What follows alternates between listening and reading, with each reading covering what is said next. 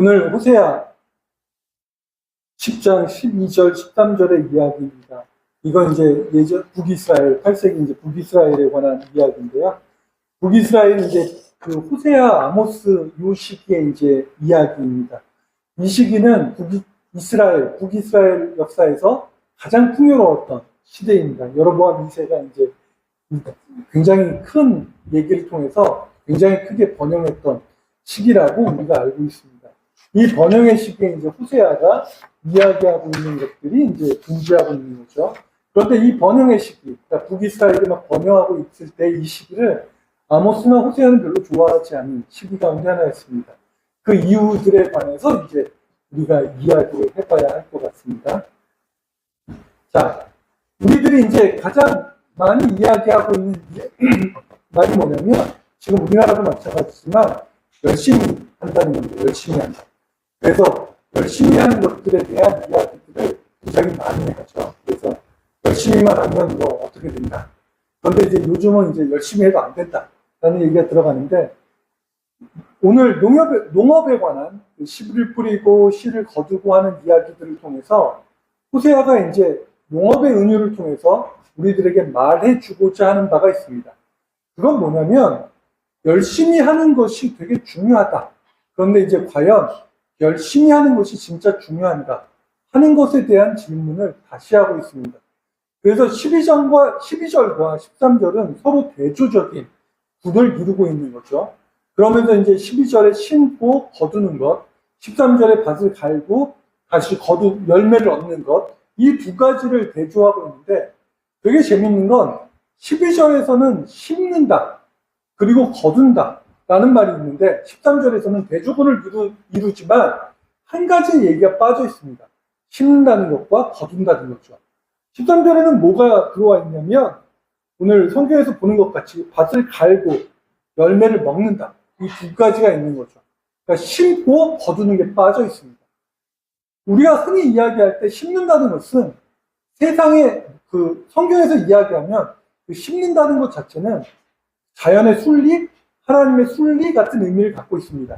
그래서 히브리어에서 심는다라고 하는 말을 갖고 있는 이 단어는 명사로 바꾸면 이게 이제 동물이 씨를 태어나게 하다. 뭐 이런 말도 가지고 있어요. 그래서 그의 후손이 태어나다라고 하는 말도 심는다는 말로 쓰이고 있는데, 그래서 이 심는다는 말 자체는 어떤 걸 의미하느냐? 자연의 어떤 운행, 그리고 순리대로 움직이는 모든 현상들을 의미하고 있죠. 그런데 이제 13절에는 대조군에서 이 심는다는 말을 아예 빼버립니다. 그래서 지금 이스라엘 백성들이 하고 있는 행동이 심는 형태가 없는, 그러니까 순리대로 움직이지 않는 형태를 말하고 있는 거죠. 그리고 반대로 얘기해서 또 같은 의미에서 거두지 않는데 열매가 있습니다. 거두어야 열매가 존재하는 건데 13절에는 거두지 않는데 열매를 먹습니다. 그래서 이제 이 열매가 문제가 있다라고 이제 이야기하는 거죠. 어쨌든 여기에서 이제 이런 이야기들과 더불어서 또 다시 봐야 되는 건 13절에서도 12절에서도 이제 가는 의미가 있잖아요. 갈다.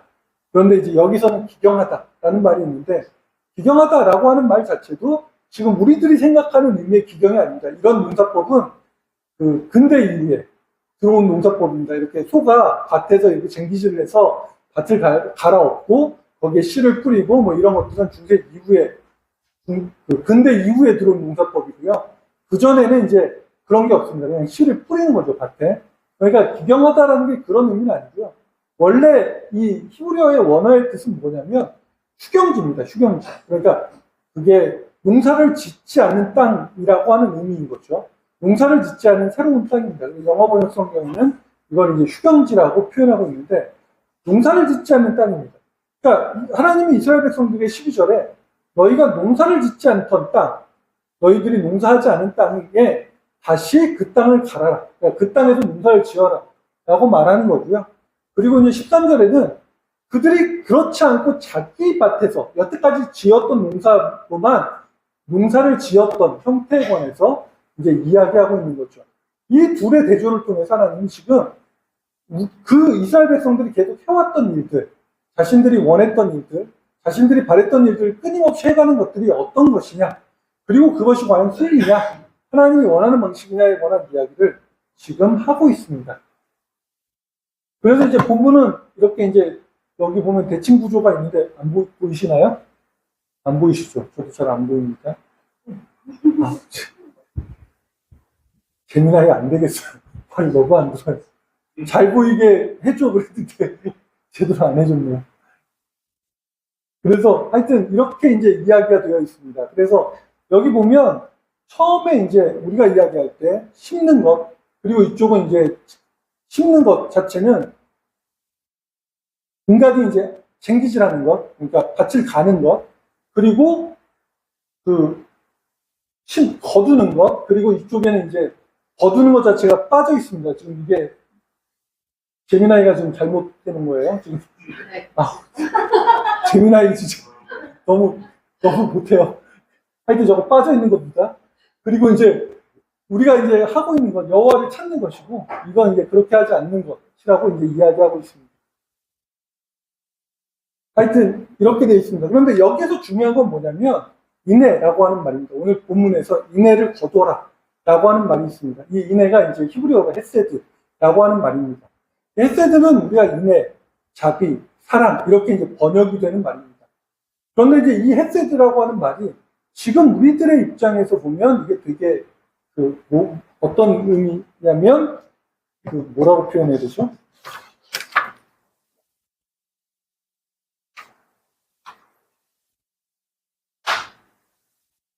아무래도 저는 이거랑은 잘 어울리지 않는 모양입니다. 계속 잊어버립니다. 추상명사의 형태로 헤세드가 들어옵니다. 그래서 자비든 인애든 뭐 이런 것들이 다 추상명사이기 때문에 추상적인 어떤 것들을 가리키는 형태로 생각이 됩니다. 그런데 히브리어에는 추상이 존재하지 않습니다. 그래서 헤세드가 자비, 인애라고 이야기하는 말은 우리가 헤세드라고 하는 것 자체가 자비나 인애라고 하는 것이 아니라 구체적인 어떤 무엇을 가지고 이야기하고 있습니다. 그래서 헤세드는 구체적인 무엇이냐라고 이야기할 때 우리나라 말로 번역하면 호의라고 하는 말로 번역이 가능합니다. 그래서 헤세드는 호의를 베풀다라는 말로 이야기할 수 있는 거죠. 그래서 이 호의를 베푸는 헤세드를 우리가 이걸 어떻게 받아들여야 되느냐에 관한 이야기를 우리는 해야 합니다. 그래서 헤세드라고 하는 말을 우리가 이제 하나님의 헤세드를 되게 얘기를 많이 하기 때문에 언약의 관점에서 계속 보는데, 언약의 관점 이전에 헤세드는 언약 이전에 헤세드가 있었다 이런 말들은 제가 쓰질 않았는데 적혀 있어요. 재민이가 자기 마음대로 적어놨어요. 하여튼 구약시대 헤세드는 이런 정도의 얘기로 많이 쓰여 있습니다. 그 대표적인 게 여기에서 이야기하는 여호수아 2장 12절에 이야기하고 있는 이야기입니다. 이 이야기는 라합에 관한 이야기죠. 여호수아가 그 당시에 이제 이스라엘 가나안 땅을 쳐들어올 때 이야기입니다. 그래서 이제 여리고에 쳐들어왔었죠. 그래서 정탐꾼을 보냅니다. 그 정탐꾼이 가다가 걸려요. 그러다가 이제 걸리는데 성 문 앞에 있는 라합이라고 하는 여자의 집에 숨어 들어갑니다. 라합이 이제 그들을 숨겨주죠. 그리고 나서 라합이 이제 그들이 이렇게 순찰하는 사람들이 있냐 없냐 물어봐서 이제 없다 그래서 이제 다른 데로 갔다고 얘기하니까 순찰하는 사람들이 갔습니다. 그리고 정탐꾼에게 라합이 이렇게 얘기합니다. 내가 너희를 선대하였은즉 너희도 내 아비 집을 선대하라 라고 이야기하고 있는데, 이때 나오는 선대, 그러니까 호의죠. 이때 나오는 호의가 우리가 이야기하는 헤세드입니다. 그래서 헤세드는 자비, 사랑, 인애 이렇게 얘기하는데 이것이 무엇이냐라고 이야기하면 그들에게 먼저 우리가 선대하는 것입니다. 즉 호의를 베푸는 것이 헤세드인 거죠. 그러면 이 호의는 그냥 호의냐? 그게 아니라 헤세드는 헤세드를 낳아야 합니다. 그래서 호의가 호의를 낳지 않으면 그건 의미가 없습니다. 그래서 헤세드는 나중엔 어떤 식으로 이게 발전이 되냐면, 그가 그에게 헤세드를 주면 내가 또 헤세드를 줘야 되잖아요. 이게 말로만 하면 안 되니까 그 다음에는 이 헤세드에 모여서 계약을 이루게 됩니다. 그래서 지금 여기도 마찬가지로 내가 너에게 헤세드를 줬으니까 너는 나에게 헤세드를 줘야 할 의무가 생기는 거죠. 그리고 그 의무를 네가 나에게 해서 맹세하라는 겁니다. 그래서 이 맹세가 증표로 만들어지는 걸 우리는 계약이라고 표현하게 되는 거죠. 그래서 아비멜렉과 아브라함이 서로 계약을 맺을 때도 마찬가지입니다. 아비멜렉이 아브라함에게 이야기할 때도 내가 너에게 헤세드를 베풀었으니까 너도 나에게 당연히 헤세드를 해줘야 될 의무가 생깁니다. 그러니까 우리가 서로 계약하자고 말하기 시작하는 거죠. 즉 헤세드는 의무를 낳습니다. 그래서 이것은 상호 의무의 조약이 됩니다. 내가 당신에게 무엇을 해주냐, 해주지 않느냐의 문제가 아니라 내가 그것을 해줬기 때문에 상호 의무가 필요하다고 말하고 있는 거죠. 그리고 이러한 상호의 의무는 서로 간에 굉장히 강력한 규약을 갖게 됩니다. 이 의무는 내가 하고 싶어서 하고 하기 싫어서 안 하는 게 아닙니다. 그가 나에게 선대했으면 나는 그에게 혹은 누군가에게 무조건 선대해야 될 책임이 존재하게 되는 거죠. 그래서 이러한 선대의 약속이 나중에 하나님과 이스라엘 백성들에게 나가면 하나님이 그들에게 헤세드했기 때문에 그리고 그들에게 헤세드 할 것이기 때문에 당연히 그들은 하나님에게 헤세드해야 되는 규약이 생깁니다. 우리는 그것을 율법이라고 말하는 거죠. 그들과 하나님 사이에 계약이 체결되고 그들은 하나님에게 선대받은 그것을 하나님은 끊임없이 얘기합니다. 너희들이 종되었던 시절에 너희들을 구해준 나 여호와를 기억하라 라고 말하는 거고요. 이스라엘 백성들에게 그러면 그 헤세드를 너희는 어떻게 갚아야 되느냐 라고 이야기할 때 그것이 바로 우리가 이야기하는 규례들입니다. 성경에 나오는 율법들, 규례들이 그 가운데 존재하게 되는 거죠. 이러한 두 가지 것들이 합쳐져서 이스라엘과 하나님 사이에서는 그들 서로가 거부할 수 없는 규약이 존재하게 됩니다. 이것은 현재 우리들에게도 마찬가지인 거죠. 우리들이 이제 교회를 나올 때는 그리스도의 헤세드를 가지고 있습니다. 모든 사람들이 교회 나올 때 하나님의 은혜를 받았어 혹은 하나님께 은혜를 입어서 교회를 나오게 됩니다. 나는 하나님께 은혜를 받은 적이 없는데요. 그러면 예외입니다. 교회를 나올 이유가 없는 거죠. 하나님께 은혜를 입었거나 하나님께 은혜를 입을 준비를 가지고 호의를 입을 준비를 가지고 교회를 나오게 됩니다. 그러면 우리가 하나님께 호의를 입었기 때문에 우리는 그 호의를 갚아야 하는 책임이 존재합니다. 의무가 존재하는 거죠. 그런 신앙인의 의무가 또한 헤세드입니다. 그래서 하나님이 우리들에게 그리스도를 통해서 헤세드를 주었기 때문에 우리가 그에게 헤세드로 갚아야 한다 라고 이야기하는 거죠.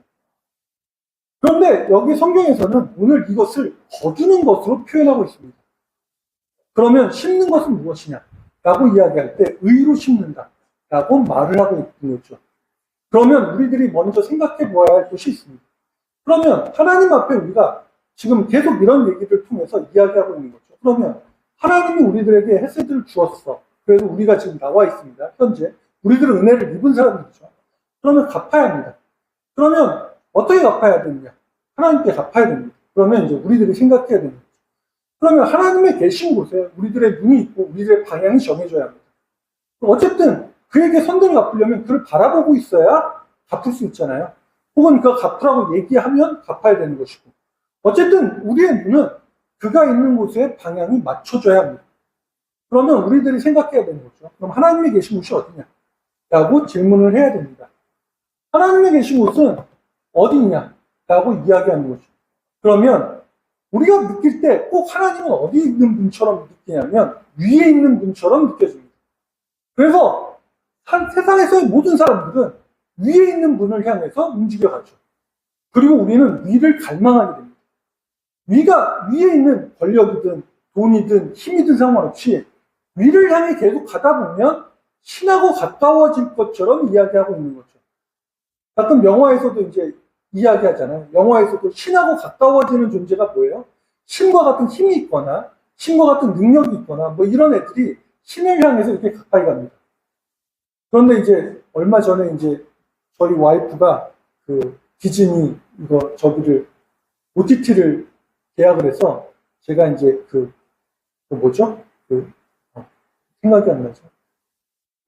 걔네들 나오는 거 있잖아요. 뭐 토르 뭐 이런 애들 나오는. 네, 마블 시리즈를 이제 제가 그걸 보게 됐습니다. 나중에 되게 재밌더라고요. 마블 시리즈에서 제일 힘센 사람이 누굴까요? 질문을 하면 뭐 여러 가지 얘기들이 나올 수 있겠죠. 네? 토르 뭐 이렇게 해서 뭐 여러 가지 뭐 이렇게 헐크 뭐 이런 식으로 해서 막 나올 수 있는데 마블 시리즈를 다 보다 보니까 마블 시리즈에서 가장 힘 있는 사람이 누구냐면 토니 스타크가 주연했던 아이언맨입니다. 아이언맨. 죄송합니다. 제가 지금 이거 맞추느라고 제가 정신이 없습니다. 아이언맨 토니 스타크가 제일 힘세더라고요. 나중에 마지막에 토니 스타크가 아이언맨이 죽잖아요. 그리고 나서 얘네들이 갈 곳이 없어집니다. 다 힘이 있는데 갈 곳이 없어지고요. 나중에 어떤 애들은 이렇게 돈 빌리러 다니더라고요. 대출이 좀 될까요? 힘이 있는 슈퍼맨인데도 대출이 안 됩니다. 대출이 안 되겠는데요. 여기 쫓겨나고 뭐 이러더라고요. 토니 스타크가 없으니까, 아이언맨이 없으니까 걔네들 스스로도 움직이지 못한다. 라고 하는 게 참 너무 슬프게 다가왔었던 기억이 있습니다. 어쨌든 사람들은 그렇게 위로 힘을 향해서 움직여갑니다. 그리고 그 힘을 향해서 얘기하죠. 그것이 없으면 아무것도 안 된다. 하나님은 실적인 존재는 어떤 것이냐 라고 이야기할 때, 그래서 사람들은 하나님이 힘이 있는 존재다 라고 말하고 있습니다. 그래서 이제 제가 저번에 한번 이야기했듯이 조직신학에서 하나님을 증명할 때 하나님은 전능하다 라는 말을 씁니다. 이 전능하다는 말을 쓸 때 사람들이 그래서 이 힘이 있는 존재, 위에 있는 존재라고 자꾸만 생각하니까 하나님이 폭군 같은 느낌을 갖게 합니다. 하나님은 뭐든지 하잖아. 그런데 왜 저런 사람들을 내비도, 왜 이런 불의를 내비도 라고 말하기 시작하는 거죠. 하나님은 폭군 같은 존재이기 때문에 뭐든지 할 수 있잖아. 그러니까 데려다가 싹 죽이거나 데려다가 나쁜 놈들을 싹 나쁜 식으로 하거나 그렇게 하면 되잖아 라고 사람들은 생각하는 거죠. 하나님은 모든 것을 할 수 있다. 하지만 하나님은 모든 것을 하지 않는다 라는 것이 성경의 입장입니다. 그것이 뭐냐면 하나님은 위에 있는 것이 아니라 낮은 곳에 있다. 아래에 있다고 성경은 이야기하는 거죠. 하나님은 그들에게 어디 있다고 이야기하냐. 하나님은 누구의 목소리를 듣는다고 말을 하냐. 하나님은 어느 가운데 임한다고 이야기하냐 라고 말할 때 하나님은 항상 낮은 곳에서 말하고 있다고 이야기합니다. 하나님은 그래서 항상 과부와 고아와 가난한 자들이 편이신 거고요. 그들의 소리를 귀넘어 듣지 않습니다. 하나님이 이스라엘을 구할 때도 마찬가지로 그들이 노예였기 때문에 시작이 되었다는 거죠. 하나님의 귀는 틀림없이 모든 사람들의 얘기를 들을 수 있도록 준비되어 있는데 들을 수 있는 사람의 목소리는 더 낮은 곳에, 더 낮은 쪽에 임재해 있다고 말하기 시작합니다. 그리고 이 낮은 쪽의 목소리들은 우리 모든 사람들의 이야기 속에 가장 중요한 의미가 되는 거죠.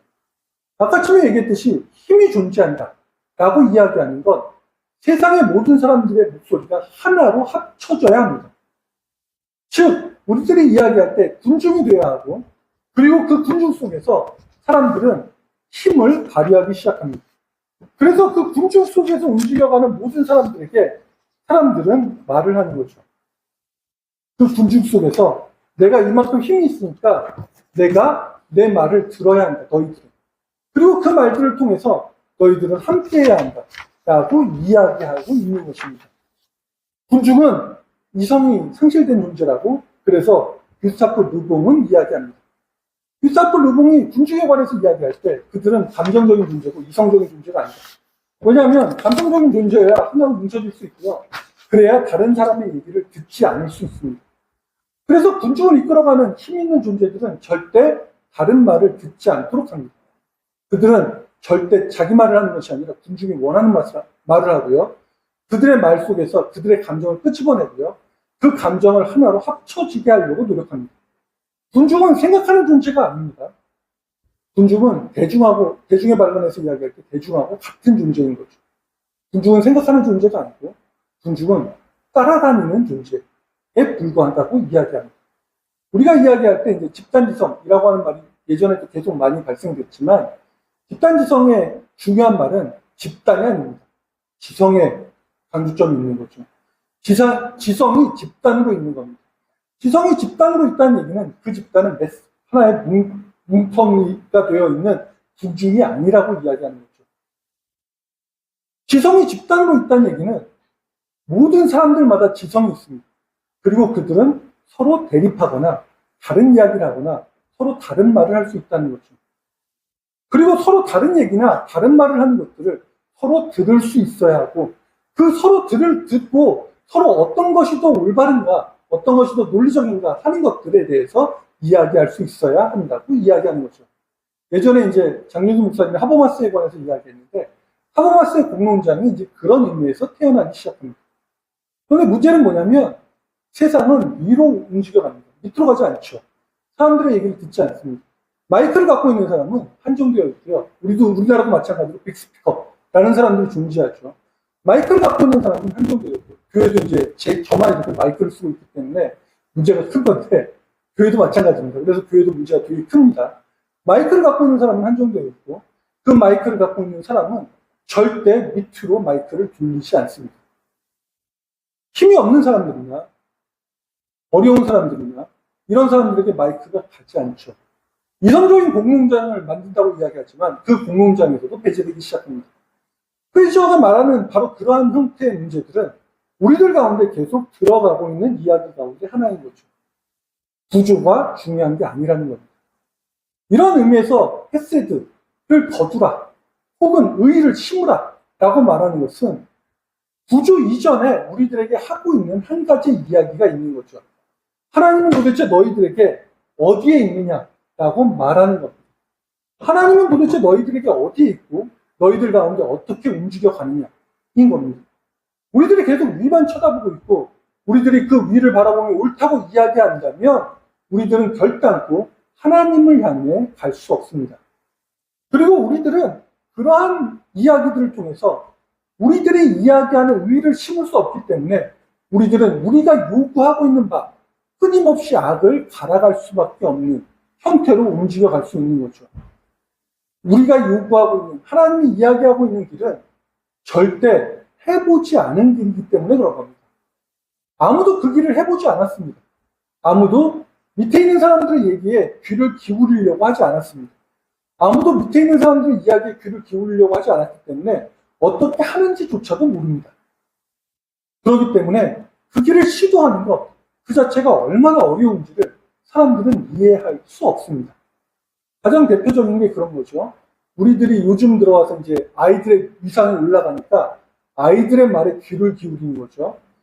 아이들의 말에 귀를 기울여 본 적이 한 번도 없기 때문에 아이들의 말에 귀를 기울이는 게 얼마나 어려운 것인지를 느끼기 시작합니다. 어떠한 방식을 쓰든 어떤 방법을 쓰든 아이들의 말에 귀를 기울이기가 너무 어렵습니다. 그 아이들의 말에 귀를 기울이고 그 아이들이 원하는 걸 해주는 것이 과연 올바를까? 과연 그게 가능할까? 라고 우리는 계속 고민해야 되는 거고요. 나중에 내가 더 힘이 있잖아요. 제가 아빠고요. 우리 애들이 어리잖아요. 짜증이 날 때는 화를 내는 존재가 되기 시작합니다. 아니, 그러니까 좀 들으라고! 왜 안 들어?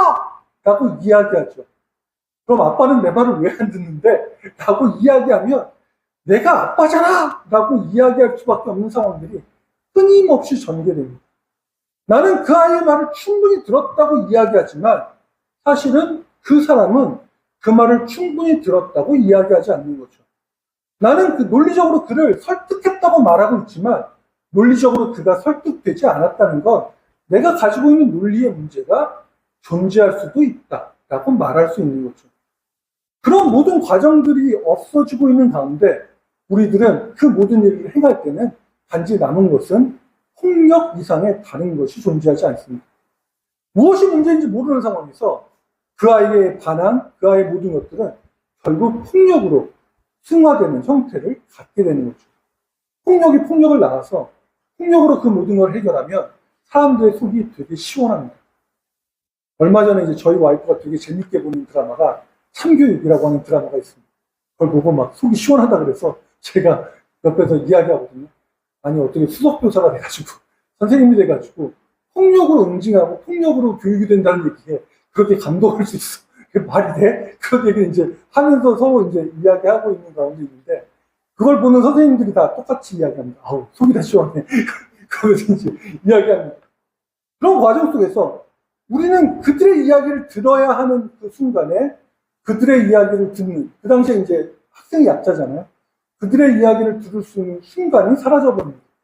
그리고 어떻게 하면 더 공론장에서 더 나은 이야기가 일어날 수 있을까에 대한 이야기는 하지 않죠. 우리는 그 기간을 누군가가 폭력으로 길들여 놓은 기간을 다시금 올라가게 만드는 서로 간의 이야기가 동일하게 만들어지는 그 반대급부의 기간이 늘 너무 짧게 잡습니다. 폭력으로 길들여져 있는 기간은 굉장히 오랫동안이잖아요, 학생들이. 학생들이 지금 들고 일어나는 기간은 불과 15년에서 20년 정도밖에 되지 않습니다. 폭력이 얘기를 들어보면 학교에서 이렇게 맞았다는 이야기를 하는 게 2000년대도 그랬다고 그러더라고요. 2000년대 초반 이런 애들이 막 80년대생들도 90년대생들이 80년대생들이 나도 맞고 학교에서 맞았어요. 그러니까 90년대생들이 우리도 맞았어요. 뭐 이런 얘기들이 올라오고 막 그러던데, 그러면 2000년대까지는 학교에서 폭력이 존재했다는 거고, 그러면 2000년 이후에는 존재하지 않았느냐 라고 이야기해야 되는 거죠. 제가 학교 다닐 때 학교 폭력은 교사들만의 폭력이 아니었습니다. 제가 다닐 때는 교사들도 때리죠. 동급생들 가운데 학교 폭력도 있었습니다. 그래서 저희 다닐 때 남자 중학교, 남자 고등학교 뭐 이러잖아요. 학교 초에는 정글이었어요. 정글. 난 절대 밑으로 떨어지면 난 누군가에게 괴롭힘을 당할 거야. 이를 악물고 만만한 애를 잡아서 무조건 때려야 돼. 라고 하는 게 머릿속에 있는 시대가 저희 시대였습니다. 교사폭력과 학교폭력이 동시에 존재했던 시대, 누가 더 폭력적이냐를 말할 수 없는 시대라고 이야기하는 거죠. 이러한 상황에서 우리는 계속 그 방향으로만 움직여 갈 거냐, 아니면 다른 방향에서, 그건 다시 농사를 지어야 되는 거기 때문에 어려운 것이고요. 의로, 아까쯤에 얘기한 대로 의로 씨를 뿌려야 되는 것 자체는 쉽지 않은 상황이라고 말하고 있습니다. 그래서 하나님께서는 이러한 모든 상황들 속에 우리들에게 주어지는 이야기들이 바로 오늘의 이야기가 될 것입니다. 자, 마지막으로 한번 이야기를 해보려고 합니다. 우리들이 말하고자 하는 헤세드, 우리들이 무엇을 거둬야 하는가에 대한 이야기가 되는 거죠. 자, 우리가 이야기합니다. 의로 심어야 합니다. 이 심는 곳은 우리가 알지 못하는 새로운 곳입니다. 지금 우리들이 생각하고 있는 것, 우리들이 여태까지 알고 있는 것, 그리고 우리들이 여태까지 그렇다고 이야기하는 것, 그 모든 것은 다 어쩌면 악을 향해서 가는 것이고요. 심지 않는데 거두려고 하는 것일 수도 있습니다. 내가 일하지 않는데 먹으려고 하는 것일 수도 있고요. 내가 뭐 하려고 하는데, 그러니까 순리대로 움직이지 않는 상황에 우리들은 계속 매몰되어 있을 수도 있습니다. 그런데 우리들이 생각해 보아야 할 것이 있습니다. 순리대로 가는 것, 그것은 오늘 호세아가 말한 대로 그건 휴경지일 수 있습니다. 그곳을 우리는 다시 갈아야 되는 거고요. 그곳에 우리들은 여태까지 해보지 않은 것을 해야 되는 것입니다. 어쩌면 여태까지 해보지 않은 것을 하는 것은 우리들이 이야기할 때 말하지 않았던 사람들에게 말할 수 있는 기회를 주는 것일 수도 있습니다. 어쩜 교회는 교인들이 설교할 수 있는 기회를 주는 것이 뭐 그런 곳일 수도 있습니다. 이런 형태로 모든 사람들이 말할 수 있는 기회를 얻을 때 하나님의 헤세드가 우리 가운데서 움직여가는 거죠. 하나님이 우리들 가운데 주신 가장 큰 헤세드가 뭐냐면 기도할 수 있는 것입니다. 하나님은 우리들의 얘기를 들어주는 거잖아요. 기도에 대해서 많은 사람들이 얘기하는데 기도의 가장 큰 의미는 그겁니다. 기도를 해야 돼 말아야 돼. 기도가 필요 있어 필요 없어. 기도가 필요한 이유는 하나님이 우리의 소리를 들어준다는 겁니다. 우리가 만약에 그가 높으신 분이라고 이야기한다면 그 높으신 분이 우리의 소리를 들어준다는 겁니다. 약하고 미묘한 소리를. 그 연약한 사람의 소리를 하나님이 들어준다는 얘기인 거죠. 그러면 그 헤세드를 우리는 갚아야 합니다.